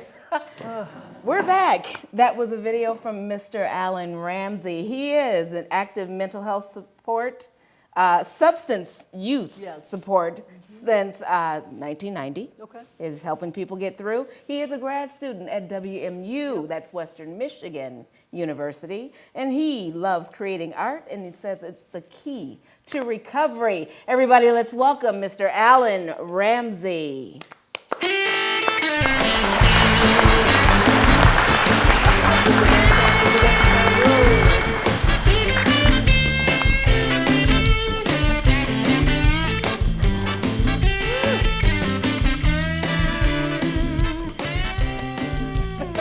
Partying out here, Alan. All right, love having fun. That was fun with you. Yeah, that was was really fun. I mean, because I'm in a box. Help me. I know. As long as people don't start dropping food over the top, make me feel like a fish. I mean, come on. Welcome, sir. How are you, Mr. Alan Ramsey? I am wonderful. I feel great to be here today. I'm so glad you're here. Good to see you, Dana. Yeah, listen. good to see you. We go way back. Way back? Yeah. Or just way back? 15 years, maybe. Okay. Maybe not quite 15. We graduated together. Just a happy reunion. I'm appreciative of that. Love it. Right in the middle. I know, right? Nice Sorry. sandwich here. Okay. So, Alan, your use of art, Yes, you recognize it as a way of recovery, way of healing. Let's talk about that a little bit. What is your creative process? Well, I've noticed over the years that times when it seemed like I was struggling and having a difficult time using some of the more normal avenues, whether that was counseling or cohort support or 12-step avenues that turn into art, seemed to tap into something that reached something novel in me as far as healing and development went. And I like to say it reaches a spiritual component. And one of my favorite quotes is from a fellow named Dr. Viktor Frankl, who was an Auschwitz survivor and a psychologist himself. And he said that he thought the human spirit was everything in us that could not be measured. And I think a lot of artwork speaks to that. How do we measure if we enjoy a piece of art or not? I'm not sure if we can measure it, but I know you can feel it inside when you see something and you like it. What resonates with you. Indeed. Yeah. Yes, indeed. So along with it resonating with you, there's a feeling to it. You're connected to it. It's like you're living and breathing, right? Yeah, so relate exactly. that to how it supports recovery. Well, not only does it help my own progression in and through recovery, but I've noticed that when other people participate in my artwork, see it, it can brighten their spirit. And then one of the things I try to do in recovery is utilize my own successes and let people know that that can be transferred. That their success may not look like my success. However, there's absolutely a way for them to reach that and assemble that within themselves. And that it can be metamorphic and novel. Yes. There may be something they need to experience or do or draw that they haven't done yet and may not know how to do yet. But when they run across that, it's almost certain to help them grow in a positive manner. Indeed. Metamorphic and novel. I like it. I Yeah. love it. So again, like I told Dana, I'm going to give you the credit the first time and then it's all mine the next, okay? All right. Fair enough. So what is your hope? Collaborative recovery. Hey, I like it. I love it. I love it. We need that on a t-shirt. Collaborative recovery. Yeah. I'll buy it. I'm all for I it. like, just real quick too, Ellen, I think that a lot of us that have struggled with, mental health and substance use issues, we feel like we have to be under the influence of something in order to be artistic, right? And I think that that's, just that's a stigma and proves to just not be true. In fact, like you said, I think that the spiritual part of our creative process can be enhanced and comes out more. If we're blocked by some substance or really our authentic self isn't able to really be there. So is it really ours? Is it really our art? So. And I can add to that a little. In the past, my recovery has been has been nonlinear. And along the way, there have been several pieces of artwork, which, whether it was steel sculpture or a painting that I was working on, that maybe some 15, 20 years ago, I then indulged and went to work on the piece again. And the next day, it was basically ruined. Right. After hours and hours into a piece. Yes. And one night of misguided behavior. Ineffective behavior. Right, Yeah. Absolutely. All right. Yeah. All right. Well, Alan, one more thing in 10 seconds. Can you share with us what is your hope for the future of your art? That it will continue to grow and can develop into a format to help others to grow and heal as well. Indeed. Collaboratively. Hey, love it. Keep bouncing that word around. Thank you so much. We Thank you for appreciate you having me. stopping Thanks, by, all right? We'll be back.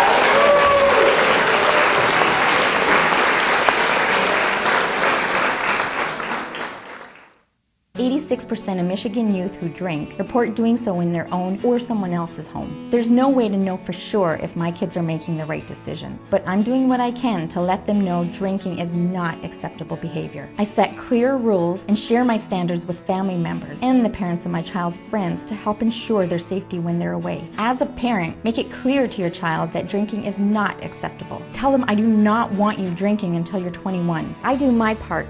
Please, do your part too. So I wanted to talk with you and your mom today, Lily, because some people at school have noticed changes going on with you, and we're concerned. Like what? Who? Some of your friends, teachers, Sounds like you've lost interest in a lot of things lately. You're hanging with new friends? So? So, individually, maybe those things are no big deal. But taken together, and then the incident the other day, you were with Derek when he was caught selling marijuana. Yeah, he was selling it. Honey, we know. But we care about you and want to know what's going on. That's right. We just want to understand better and see how we might help.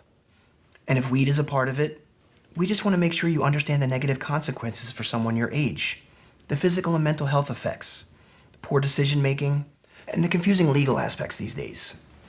So what do you say? Can we talk? For more information about talking with your kids about underage use of alcohol and other drugs, visit underagedrinking.samhsa.gov. All right, we are back. Thank you so much. Up next, we have a video from Miss Samantha SWMBH. Hi everyone, I'm Samantha SWMBH, and this year I'm going to do a worship dance. I've decided to just do kind of like my outlet when I'm feeling really emotional. Sean literally just called me to ask me to do this, and I feel like if I don't do it now, I'm never gonna do it. Last year I danced and it was completely out of my element, so this year I'm gonna show you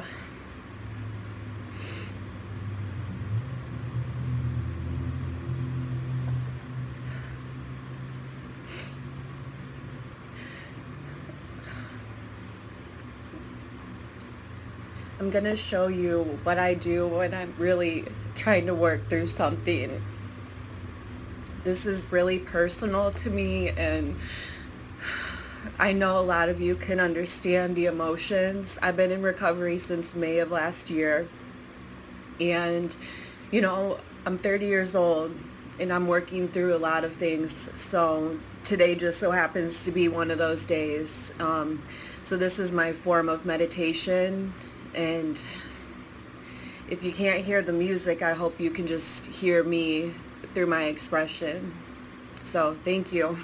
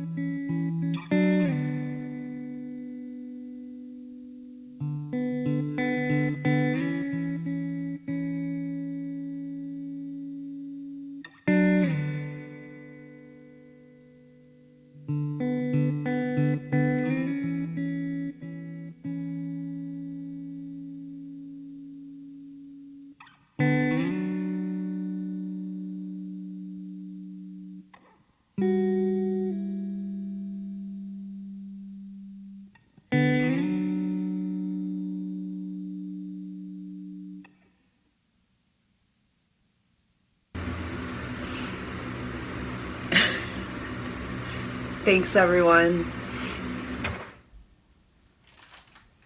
Hey there, Kelly from Westlake Drug coming at you this fall. Happy Halloween. We've been going through our Halloween stuff, and we are excited to let you know about the neat things going on here at Westlake Drug in Portage. Our phone number 327-3049. So we're still doing the free delivery of your prescription medications and over-the-counter items that you might need. We can deliver those right to your door. We're also doing what's really cool, and everyone loves it, med packs. You pull them apart for the morning, noon, evening, and bedtime. Each cell that you can see here, it has your name, the date, and the time that you should take it. So it's really kind of cool. At the top, it just gives a description of all your and the Halloween stuff. Oh my, this is scary. Get it. Oh wow, get it out of here. Wow. So there's a description of every medication inside your packs. It has the doctor's name, how many refills, what the medication looks like in case, just in case. And we can also put vitamins in there too. Hey, Mom. Oh, hi. This is what I want to be for Halloween. I love it. You can be that for Halloween, absolutely. Yeah. This fall is going to be so much fun. So much fun. I hope you guys are having fun watching the show. Make sure you get a hold of us. Kelly at Westlake, 327-3049. See you soon. Hey. Guess what? I'm Angela Anderson. And who are you? I'm Dana. She's Dana. We're back. Do you know that we're back? Sorry, Mike. Yes, we're back. Up next, we have the one and only Mr. Jason Knight. He is a peer support specialist and recovery coach. He's an outreach coordinator at Urban Alliance, the Urban Alliance, right here in Kalamazoo, Michigan. He's a Desert Storm veteran. Thank you so much. And he's a father of 4 daughters and 2 grandsons, and he is in long-term recovery. It's been 7 years. Let's welcome Mr. Jason Knight, everybody. This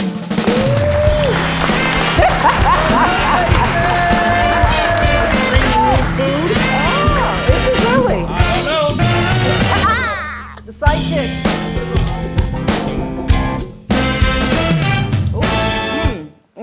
The sidekick is left so much. out.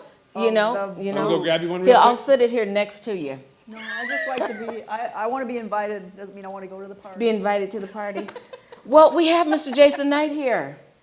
Hi, Jason. Hello. All right, good to have you here, sir. How's it going? Outstanding. All right, Urban Alliance. You know a little bit of something about that, right? Allegedly. Well, tell us Rumor about has it. Rumor has it. Yeah.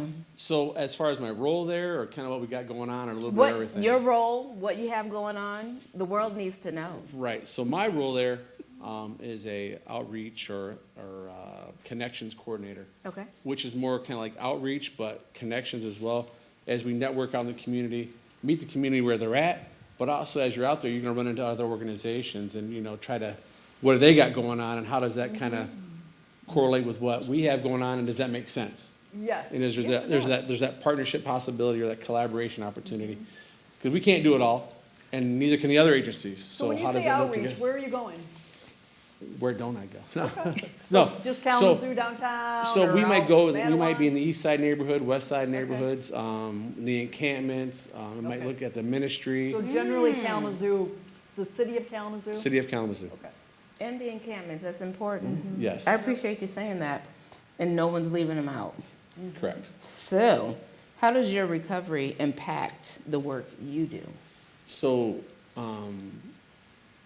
when I was just having a conversation with somebody the other day, I worked at Recovery Institute for approximately a year. In that, it sounds selfish, but that helped my recovery so much. It took me to the next level. I learned so much more about myself, just getting into peer support and recovery coaching. It took me to another level. I did a forgiveness workshop when I worked there. And then as I would host support groups in my new role at Urban Alliance, and I would talk about forgiveness, which I learned at Recovery Institute but I was talking the talk and I hadn't walked the walk. Okay. So last October, I reached out to my dad because in Wow. the forgiveness process, the first two people you got to forgive is mom and dad. Without them, there's no you. So now I can say, happy to say that I shared my first meal with my father on Father's Day. Wow. Grilled him some food, watched my first Lions game, watched them lose, Yeah. but still watched the Lions together. So, and that's something, 2 years ago I never even thought of. Wow.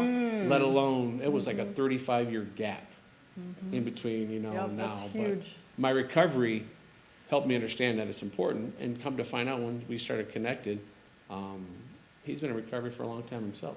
Wow. He struggled with the same things I struggled with. Which isn't uncommon, right? No.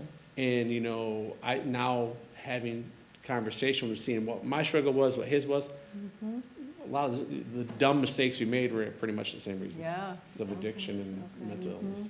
Very interesting. That is interesting. As you said, it typically happens like that in families and this type of thing. And once the child, it's usually the father or the mother. Generational or- Definitely yeah, generational. So, you mentioned you had grandkids, and so do I have 2 grandsons, and, attempting to break the chain, break the... Right.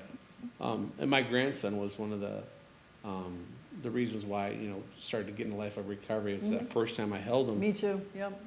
Hey, Jason, you're probably gonna be the only positive male role model in this man's life. Get your stuff together.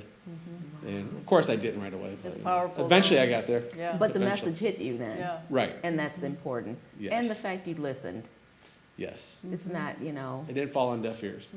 It took me a minute, but like I said, it got there. And It that's got me there. honest. Yeah, definitely. So what advice would you give someone else in recovery who may be struggling? So, make sure you're ready for work, because that's a lot of responsibility. Are you in a good spot in your recovery? Can you handle the rejection of maybe not getting the job? Are you ready? Are you prepared mentally to go to that search? Can you commit to 40 hours? What can you commit to right now? Is it part-time? Is it full-time? For a recovery coach or for recovery? No, I'm saying for a job. So for a job in recovery? Yeah. Or a job if you're, okay, I got you. Yeah. Apology. So yeah, 'Cause I was let's like- just spell that out. You still have to be ready. Either Right. way you go, whatever walk Or you or get path ready. we are. Yeah. Right. And so, but and you have to learn how to separate. Yeah. Because Yeah. if you put too much of yourself into it and you don't have enough left in your cup, you could pull yourself right back into Yeah. where into that. So you can't want it more than the person that you're trying to help. Oh man, it took me hard to learn. You have to. You Yeah. can't push. You can't pull. You got to walk with. Okay. You might want the recovery for them, but if they don't want it, then and that's something I still have to remember. Yeah, that's hard. You can't take it personally. Right. If they don't want to walk the walk, then that's fine. Just be That's there for them. fine. Listen. Yeah. And maybe they'll be back. when Keep they're, believing in them. Yeah. No had an judgment individual. zone. I'll share a quick story. Met him after the vortex. Do it in 5 seconds. Oh, 5 seconds. Yeah. Anyway, she reached out to me. She's got 60 days clean, last I knew, but it took me 2.5 years for him to get to where he needed to be. And he said, "Thank you for believing in me." Right on. All right. Thanks for what you do, So Jason. thank you so much, Jason. I can't have more time. You got to come back. Well, more time, that may be next year or Right, okay, something there like we go. that. There we go. But Next year's definitely in person. appreciate all you do and your honesty Yeah. and helping and what you do with people in recovery and Awesome. getting jobs. It's important. Right. All right. Thank you so much. I'm going to go ahead and finish this wonderful. No. Take it. No. No. grab You No, I'm cannot. good. I just, Back like in I a said, I just moment. want to be invited.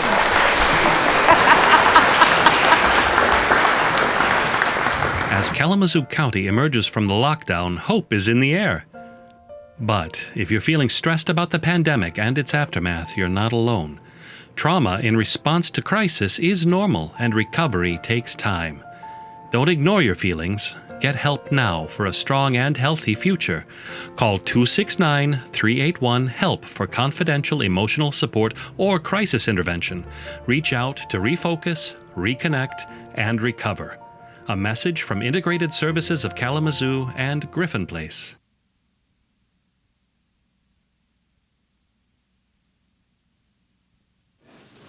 Oh my gosh.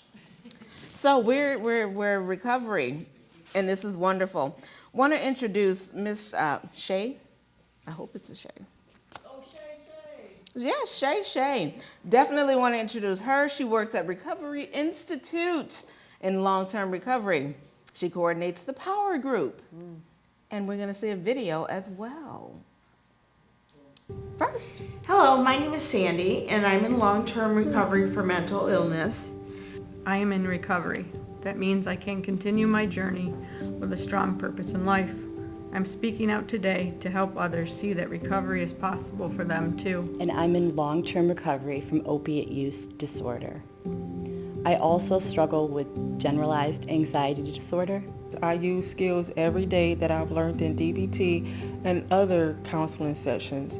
I'm committed to my recovery because it has given me new purpose, hope for my future, stability in life, and an assurance that I can be in the center of God's will for my life.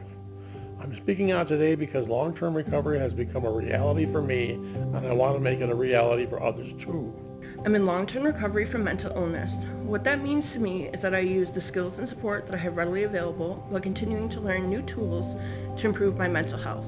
So my name's Kara, and when I speak, I want people to see my work, not my diagnosis. My name is Julie, and when I speak, I want people to see my work and not my diagnosis. My name is Monica, and when I speak, I want others to see my work and not my diagnosis. Thank you. Once again, my name is Ryan Johnson, and when I speak, I want others to see my work, not my diagnosis. My name is Sandy, and when I speak, I want others to see my work, not my diagnosis. Thank you. My name is Shay, and when I speak, my words speak for itself. Thank you. Power Group. Real stories, real people, real success. All right, let's welcome everybody. Miss Shay Pounds. All right. Okay, Shag.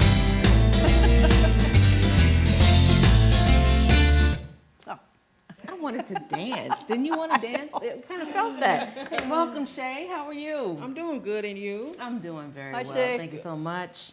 So, do you go way back? Kinda. Okay. I guess I'm the only one. All right. Well, I've been around a while. You What get can to I meet say? everybody in recovery. Yeah. so- Okay. All right. Well, that's good too, because I'm having a ball, and hopefully you all are too. Yep. So, Shay, there's Power Group. Yep. Tell us about that. Power Group stands for People of Wellness and Recovery. And basically, we're a group of individuals, a peer, including myself. I'm the coordinator, but I'm still a peer in recovery. And we go out and share our stories out in elementary schools, middle schools, universities, high schools. And we also get to talk to incoming nursing students at Western so they can get an understanding of the stigma that's associated with mental health and substance use. And we've done a few trainings with incoming cadets for the Kalamazoo Public Police. Wow, good. Wow.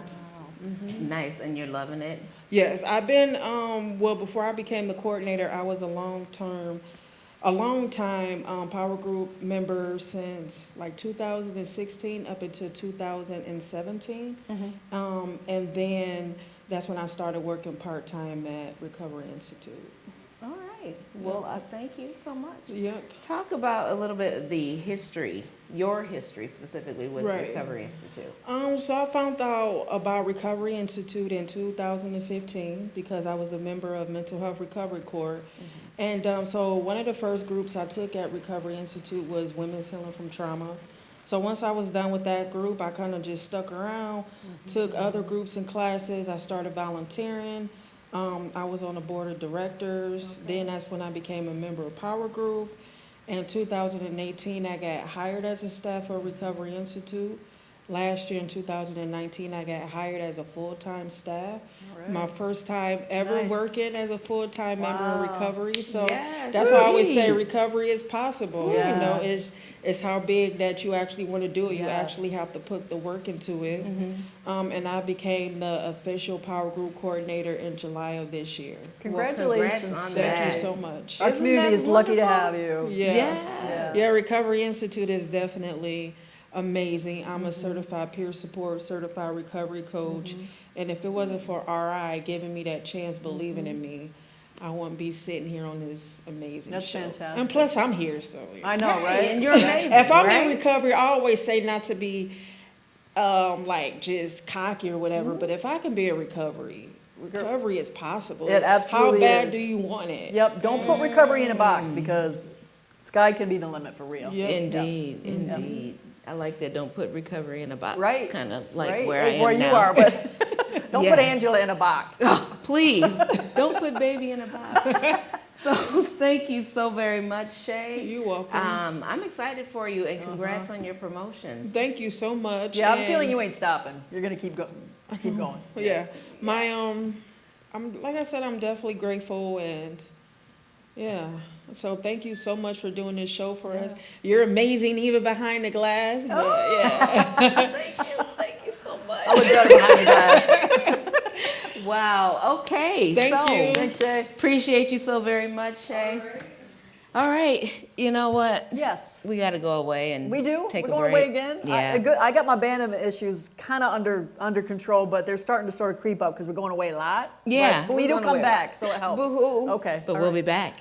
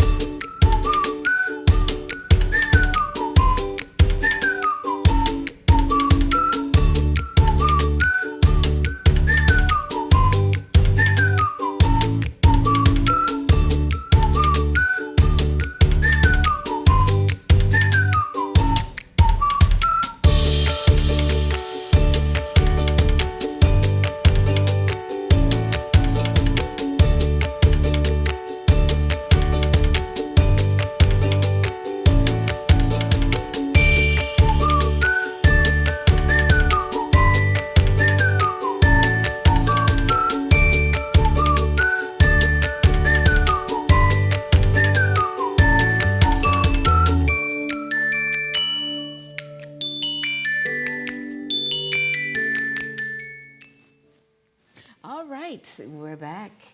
And you're tuned in to Recovery Tonight's Show, September 2020. This is the last day of September, as a matter of fact. Wow. Yes, it is. Okay, up next we have Mr. Jonathan Stewart. He will be bringing us a monologue, an original monologue based on One Flew Over the Cuckoo's Nest. And it's going to be about Randall Mcmurphy and what he might think of healthcare recovery today. This is going to be good. Welcome, Mr. Jonathan Stewart.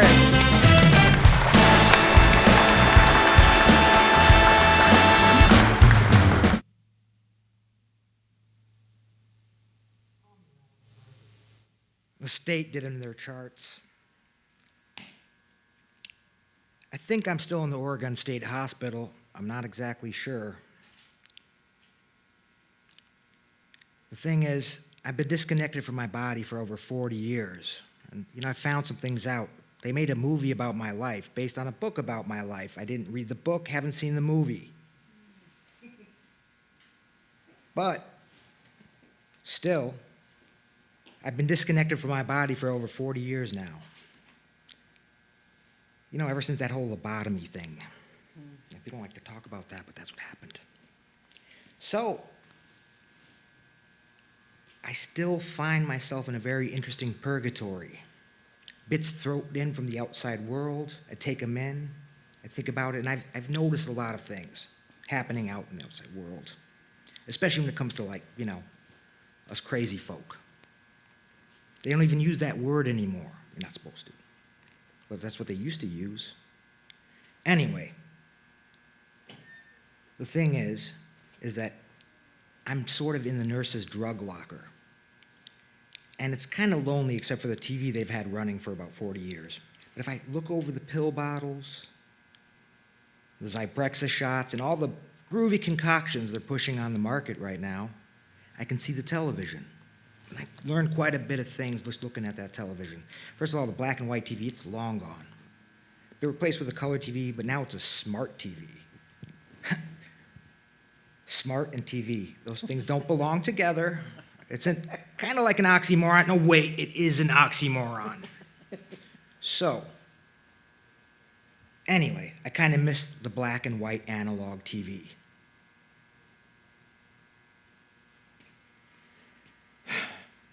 But things have certainly changed for the better. For example, They no longer keep people caged up in hospitals that much anymore. That's great. You know, I don't begrudge anyone their freedom, even though it's a little late for me. Also, they don't do lobotomies anymore. Also, once again, a little late for me, but that's okay. It's a good thing. We've learned. The thing is that I watched this thing on the History Channel. Yeah, they have a channel just devoted to the history of whatever. Mostly that's just about tanks and war and things like that. But occasionally you have something interesting, and I found out they gave a Nobel Prize to the person that came up with the whole lobotomy thing. Can you believe that? They gave this man a Nobel Prize. To think that taking away a bit of somebody's frontal lobe to make them compliant used to be considered good science. Well, we've certainly come a long way, haven't we? Or have we? For example, there's this show on Netflix. It's a streaming service. I don't know what that is. They send it over fiber optic cables to your TV, and don't know any of that is either. But anyway, in this show, the main character, her name is Nurse Ratched. Yes, that Nurse Ratched, my nemesis. And they show her torturing folks. I don't know. Have we learned? I'm not sure. But I'm going to leave you with this, and it's what I told the good doctor the first day that I got here to the Oregon State Hospital. And they say I'm crazy over here because I won't sit there like a darn vegetable. Doesn't make any sense to me. If that's crazy, then I'm gone, senseless, down the road, wacko. No more, no less. That's it. Thank you. Whew.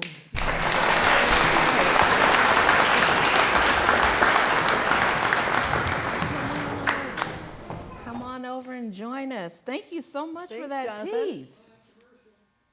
Oh. Small conversations can make a big impact. I grew up on tour with my parents. Kind of different, but we bonded over music just like other families do over sports, camping, or other interests. And we talked.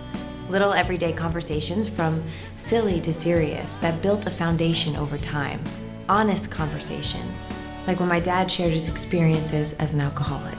Your honesty about that part of your life gave me a sense of integrity that I wanted to uphold in my own life. And I was so grateful that you and Mom had become these sober, stable people who were always there for me.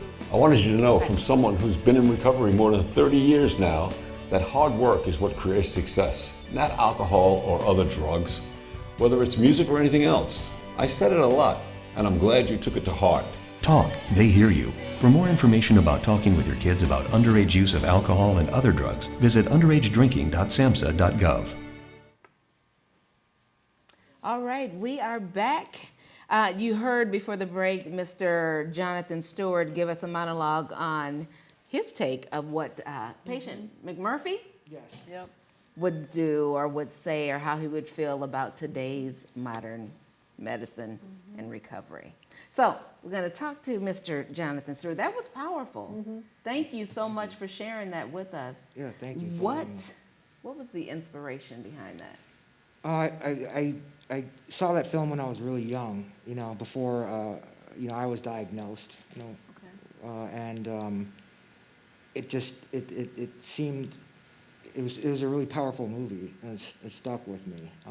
And then I saw this thing on Netflix, this TV series, and by the same people that did American Horror Story. So they made a horror show out of like people being mistreated, you know, in this asylum at the time, right, this Oregon State Hospital, which in reality did have terrible records if you look it up on the internet, mistreating people. And a lot of the institutions did yes, that then, right? so exactly.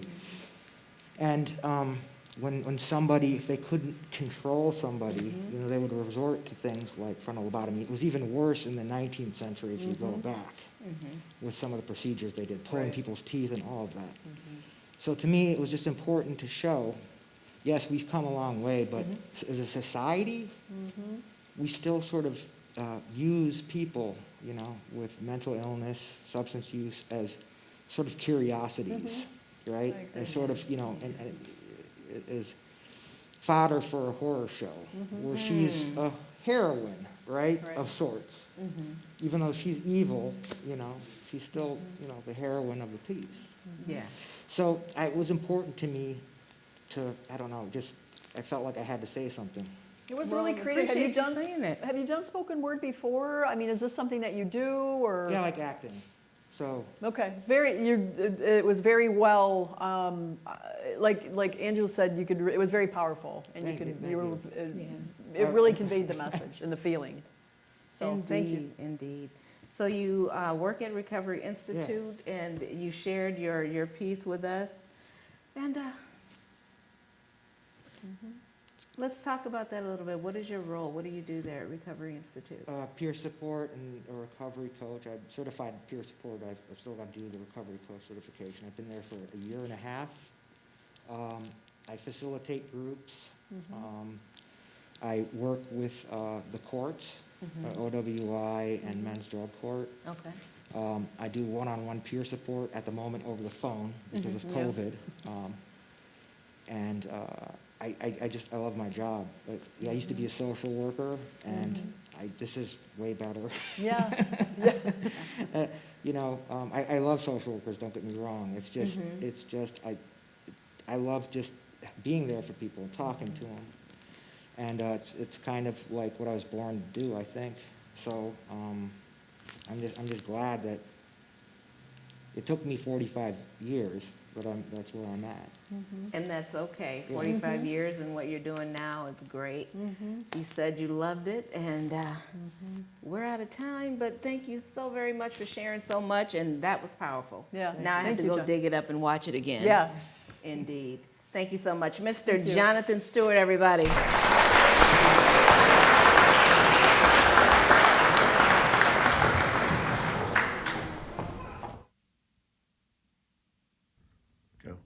Hi, I'm Jason Knight, speaking on behalf of Reach Sober Living. It's a new sober house located here in Kalamazoo on the east side. There is a fee associated with this service to be in this sober house.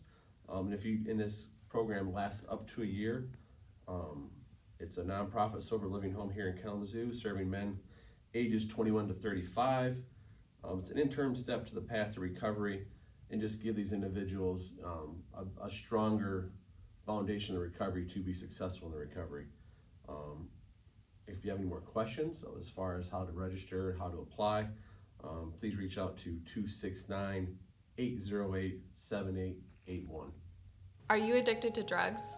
Narcotics Anonymous can help. We are recovering addicts who meet regularly to help each other stay clean. We are not interested in what or how much you used, what you have done in the past, but only in what you want to do about your problem and how we can help. If you are like us, you know that 1 is too many and 1,000 never enough. Find a new way to live. Visit us at na.org today.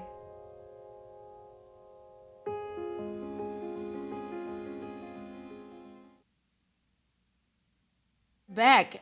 Up next, we do have a video to view from Mr. Vince Miller. And many of you know him as a musician and a singer around town. What you may not know is that Vinny is an addiction counselor and a peer recovery support specialist with a powerful story. Vince Miller in the video. Hi folks, I'm Vince Miller. I'm a person in recovery. I work at community healing centers in Kalamazoo. I'm a CADC, a certified alcohol and drug counselor, recovery coach, and peer support at community healing centers on Stadium Drive, Elizabeth Upjohn Community Healing Center. But got my start at the Gilmore Community Healing Center 26 years ago. When I went in there, it was Gateway, and I got clean there. But now I work there, also at Elizabeth Upjohn and at Gilmore both. And I started out in the Berrien County Jail in St. Joe, working with our Niles Community Healing Center and Melinda Bush, doing men's group in the jail in St. Joe. Anyway, I love my job. I get to mix with recovering addicts every day. And I'm super, super grateful to be part of the recovery community in West Michigan. And super, super grateful for Sean and all the staff, Sheree and Ruthie and everybody down at the Recovery Institute, Gabby.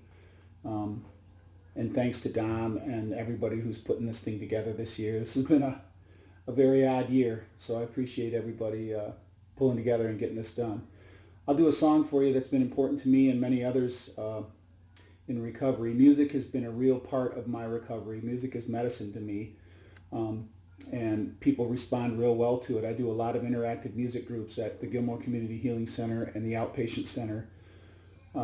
Play music a lot for addicts, and I'm really, really blessed to be able to do that in my life. I mean, the two biggest, most important things in my life, my recovery and music, aside from my family, of course, who've been nothing but supportive of me. But anyway, I wanted to play this song for you, get us started, and I sure hope that everybody gets through this thing together, and we all stay clean, and we keep living our lives better every day. All right, this is for you, West Michigan.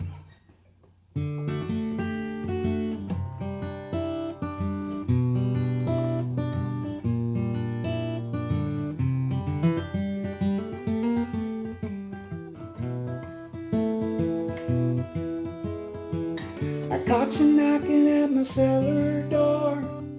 I love you, baby. Can I have some more? Oh, the damage done. I hit the city and I lost my band. I watched the needle take another man. Oh, the damage done.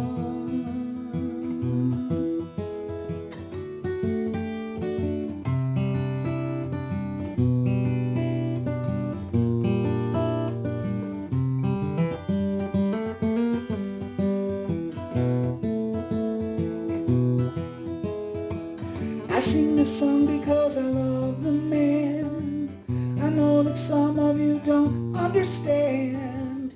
You milk the blood to keep from running out. I've seen the needle and the damage done. A little part of it in everyone. Every junkie's like a setting sun.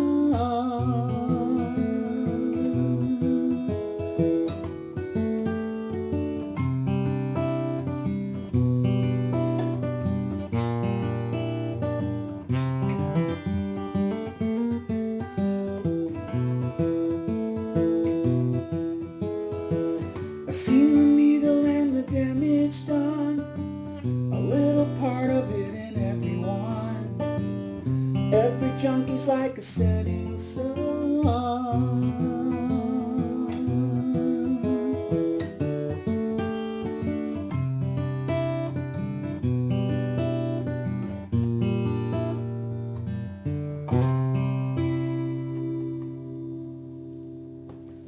Love you guys.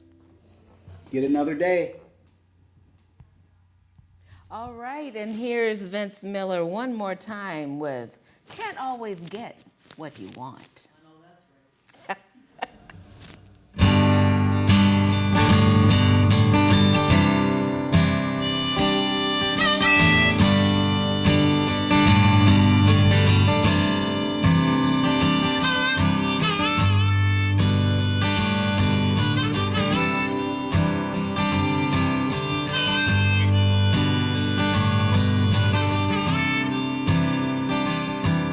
I saw her today at the reception. A glass of wine in her hand. I knew she was gonna meet her connection.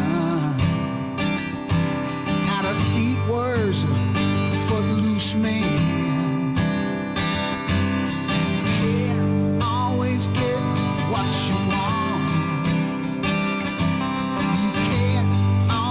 Get what you want.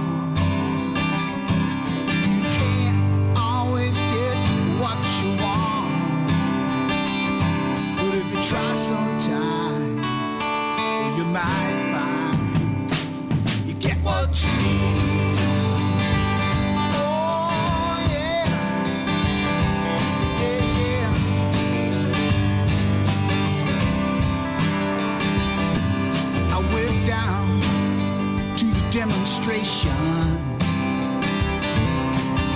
to get my fair share of abuse. Singing, we're gonna vent our frustrations. If we don't, we're gonna blow a 50 amp fuse. Sing it to me. Can't always get what you want. You can't always get what you want. You can't always get what you want. But if you try sometime, you just might find you get what you need. Oh yeah, yeah, yes.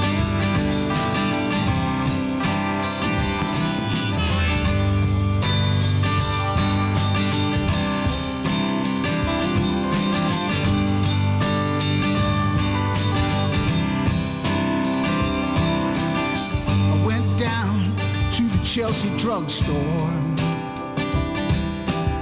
to get your prescription filled. I was standing in line with Mr. Jimmy.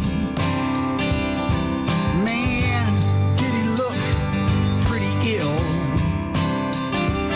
We decided that we would have a soda. My favorite flavor, cherry red. I sang my song to Mr. Jimmy, and he said one word to me that was dead. I said to him, you can't always get what you want. You can't always get what you want. You can't always get what you want. But if you try sometime, well, you just might find you get what you need. Oh yeah, yeah, yes. Come on.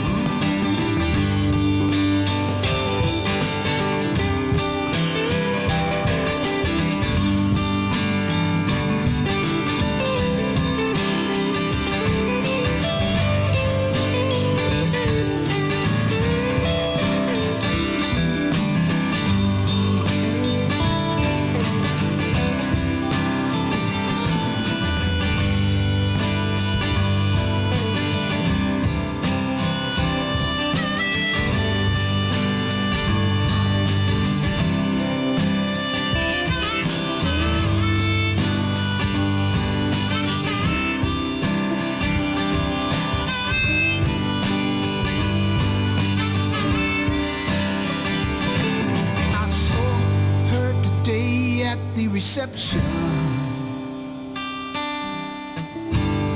and her glass was a bleeding man. She was practiced at the art of deception. I could tell by her blood-stained hand. You can't always get what you want. You can't always get what you want. You can't always get what you want. But if you try sometime, well, you might find you get what you need. Oh yeah, yeah, yeah. You get what you need.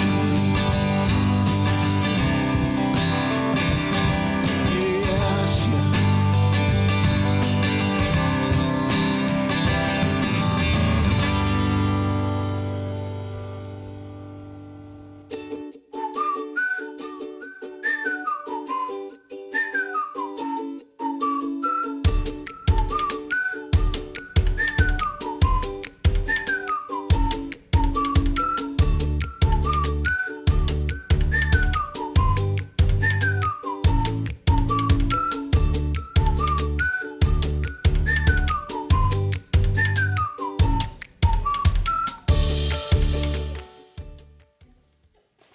All right. We are back.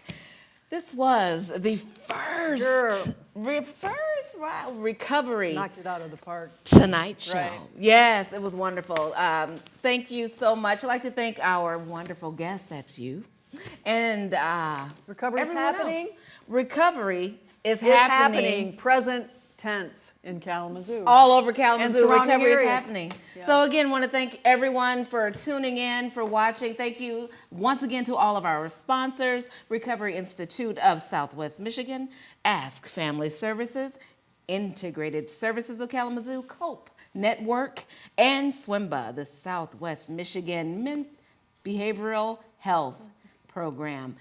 Want you all to make sure you stick and stay. Know that, as Dana and I said, recovery is happening all over Kalamazoo. And it can happen for you if it hasn't yet. Indeed, Trust the process. indeed, Trust the indeed. process. I don't know. Okay, that reminds me. Like, I cannot wait to go home and get into something more comfortable. And I did. So, good night, everybody. Good night. It's been real. Adios. Woohoo!